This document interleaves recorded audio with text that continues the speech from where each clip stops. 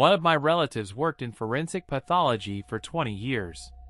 When I was a child, I used to ask her if she was ever scared working with the dead. She would always reply, "You should fear the living, not the dead." However, there was one case that left even her unsettled. It happened during the summer, early July, sometime in the 90s. They brought in the body of a 6-week-old infant for an autopsy. The mother was a hard-working woman from a rural area. She had been busy with household chores, cooking, tending to a garden the size of a small field, and had left the baby to sleep on a pillow. While she worked, the baby must have cried and squirmed, eventually sliding off the pillow. Unfortunately, the blanket had gotten tangled around the baby's neck. When the mother came back, she found the baby lifeless, his face already turning blue. She called an ambulance, but by the time it arrived from the city, there was nothing the paramedics could do but declare the child dead. At the same time, the son of a prominent local figure drowned in a nearby river. The entire town was in an uproar, and search parties spent days combing the water for his body. The father, stricken with grief, spent hours each day sitting by the riverbank. Then, one evening, as he stared into the water, the boy's body surfaced right in front of him. The body was retrieved and taken to the morgue for an autopsy. It was already Friday evening, and with the weekend approaching, the father demanded that the procedure be done immediately so the funeral could take place the next morning. The body, which had been in the water for days, was in a state of advanced decomposition, swollen, discolored, and reeking so badly that working with it was almost impossible. My relative was called in, along with the chief medical examiner, to handle the autopsy. They were paid extra to ensure the body was not only examined, but also cleaned and dressed so the family wouldn't have to see its current state. By the time they arrived at the facility and began their work, it was already dark. As my relative described it, they wrapped their heads in sheets, leaving only their eyes exposed, because the stench was unbearable. The doctor performed the autopsy while she assisted and took notes. The oppressive heat of the summer night and the task at hand weighed heavily on both of them. And then she heard it, a baby crying. At first, she thought she was imagining things. She glanced at the doctor, but he seemed unfazed, focused on his work. Shaking it off, she continued assisting. A short while later, she heard the crying again, louder this time. The doctor paused, looked up at her, and they exchanged a silent glance of confusion and unease. Without a word, they both walked to the adjoining room where the refrigerated storage units were kept. Opening the cooler containing the infant's body, they were shocked to see the baby's eyes wide open, its mouth slightly agape. Terrified but determined to be rational, they removed the body and thoroughly examined it. The baby was undoubtedly dead. There were no signs of life, no irregularities that could suggest a mistake. They closed its eyes, carefully placed it back in the cooler, and returned to their work. But the crying persisted, louder, more insistent. Both of them were on edge, their professional detachment starting to fray.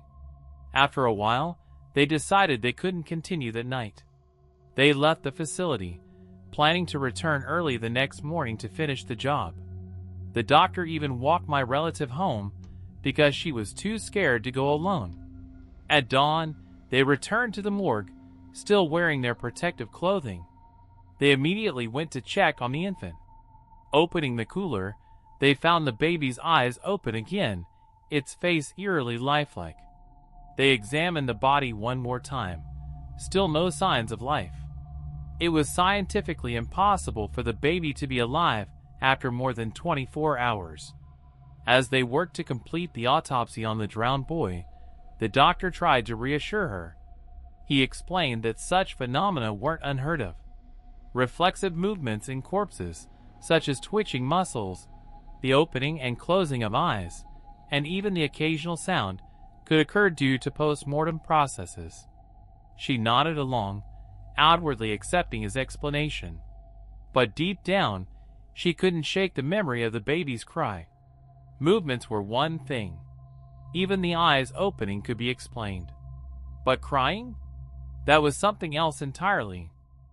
When they returned to the morgue the next morning, the tension from the night before seemed to be slowly fading. The daylight trickling through the windows brought an illusion of safety. The doctor tried to remain composed, though his nervous gestures betrayed him. They decided to start with another case to distract themselves and calm their nerves. However, before beginning, my relative suggested they check the fridge with the baby's body one last time, just to ensure everything was normal. They approached the fridge slowly. When the doctor opened the door, the inside was empty. My relative froze, her heart seemingly stopping. The doctor stared at the empty shelf, where the infant's body had been just the night before, in stunned silence. "Maybe someone moved it," he muttered, though he knew full well that it was impossible. They searched the entire room. Neither the baby nor any sign of its movement could be found. Suddenly, a loud metallic bang echoed through the room, as if another fridge door had been slammed shut. Both of them spun around. At the far end of the room, the door to a different fridge was ajar. With hearts pounding, they approached and opened it. The baby's body lay inside, twisted into an unnatural pose, its eyes wide open again. But now its mouth was stretched into a grotesque grimace, as though it had been screaming. My relative staggered backward with a gasp. The doctor quickly slammed the fridge door shut. "We can't just leave this like it is," he muttered, more to himself than to her. "We have to finish." They returned to the main room, but as soon as they began laying out their instruments, a sound pierced the ear, chilling them to the bone. It wasn't just a baby's cry, it was a shrill, agonized wail, as if the child were screaming in pain and terror. My relative shuddered, goosebumps covering her skin. She instinctively grabbed the doctor, who was visibly shaken. The sound was coming from the corridor where the fridges were. "We need to leave," she whispered, but the doctor shook his head. "If we leave now, it will stay here, and it won't leave us alone," he murmured, pulling a small cross from beneath his shirt with trembling hands. Summoning their courage, they moved back toward the fridges. The crying grew softer, as if whatever was making the noise, whatever was pretending to be a baby, knew they were coming. Opening the fridge again, they found the body lying exactly where it was supposed to be. But something was different. Fresh scratches had appeared on its tiny arms and legs. Its eyes seemed to move, following their every motion. And the most terrifying part, its mouth began to open, slowly, as if it were about to speak. Not waiting to see what might happen next, my relative slammed the door shut. She looked at the doctor and whispered, "That's not a baby. It's something else." The doctor nodded, his face pale as a sheet. They abandoned everything, leaving the lights and equipment on, and fled the morgue. Later, my relative admitted she would never go back to that place. She resigned a month later, never finding out what became of the infant's body.